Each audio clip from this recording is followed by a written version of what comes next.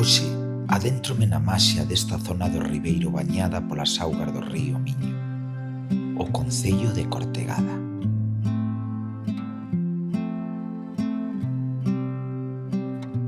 Fai 75 anos que nací neste pueblo, e vivín aquí toda a miña infancia, donde realmente tiña moita importancia o termalismo. A pesar de estar en Vigo, estar en Ourense, Santander, Coruña, Bilbao, pero as raíces nunca as olvidei. É dicir, incluso fixe unha pequena casa aquí en Cortegada, a parte da casa dos meus pais, é dicir, tiño sempre moi relacionado con este pueblo. Estamos no balneario vello antigo, foi inaugurado no ano 37, estuvo funcionando como balneario hasta 1 de enero do 70, de cando cerrou o embalse a presa de Frieira. Isto quedou todo anegado, e o balneario, o edificio abandonado. Por iso naceu a Fundación Balneario Cortegada para recuperar todo isto. Foi formada por veciños de aquí do pueblo, empezamos a traballar, conseguiuse un balneario novo, e de aí partimos. Que pasa? Que depois, unha vez que entrei no Concello xa como alcalde, obviamente potenciei máis o tema de loitar e conseguir que isto fose unha realidade e voltar outra vez aos anos pasados, que foron moi importantes. Digamos que era a vida de Cortegada. A xente incluso iba a pernotar e dormir aos canastros, aos hórreos, para deixar as casas para alquilalas na tempada fuerte do termalismo, que era precisamente empezaba en xuño, máis ou menos, e acababa en outubro. Cantos anos levas como alcalde? Pois levo 14 anos. Eres o primeiro alcalde, Abelino, que eu entrevisto en Arrieiros Somos, porque creo que a túa persona vai máis alá da política, non? Por a túa forma de ser, tamén te fixeche mediático en algún momento. Sí.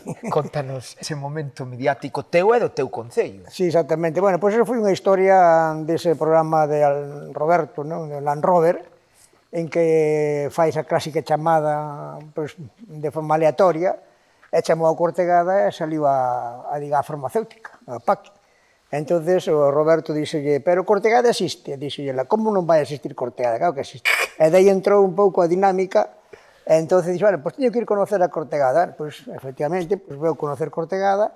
Llevo, bueno, como anécdota, pois eu teño un panda, un Marbella, que era xa do meu pai, que ten 33 anos, e dixen, máis vouche entrar ali no plató como panda.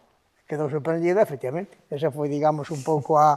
E tuvo moita, digamos, audiencia, e foi, bueno, digamos, un pouco así de broma, pero, vamos, que foi un punto importante de promoción para Cortegada, porque a partir daquele momento, cantidad de xente que chamou, preguntando onde estaba a Cortegada, algúns hasta se desplazaron aquí, o meu panda, a xente sacaba fotos co panda, é dicir, o cal foi un momento bastante importante. E o panda vai?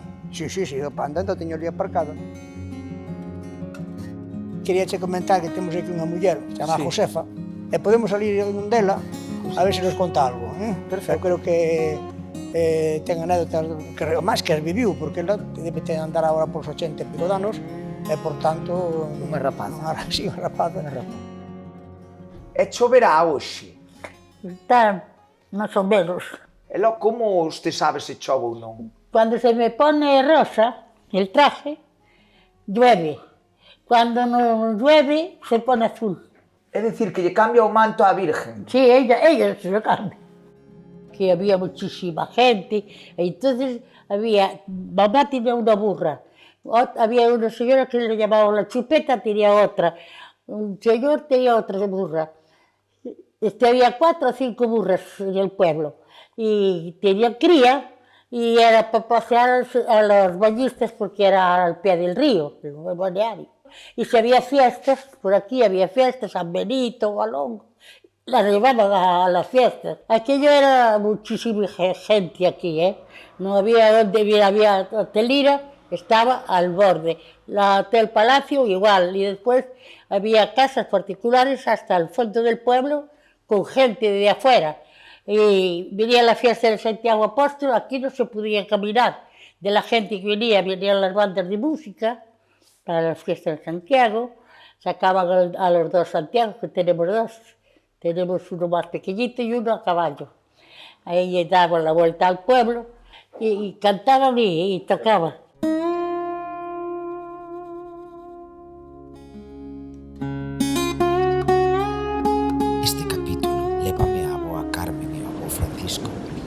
que con 70 e pico anos foron por primeira vez de vacacións e o seu destino non foi outro que este paraíso de augas termais e boas xentes.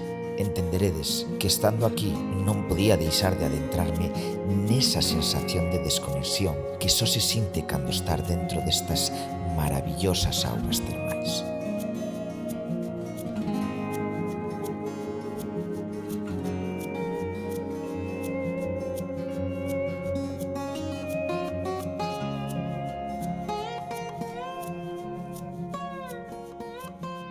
Cuídamo, Sí, home, que ten 30 anos e ten que durar outros 30.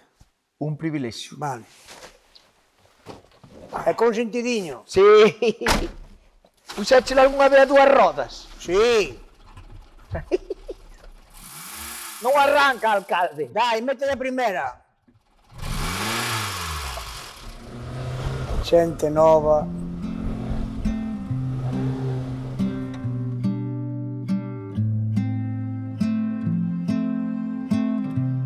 Para disfrutar das fabulosas corredoiras, nada mellor que poñer a proba posiblemente o coche máis televisivo e lonxevo de cantos levo conducido. Deica logo,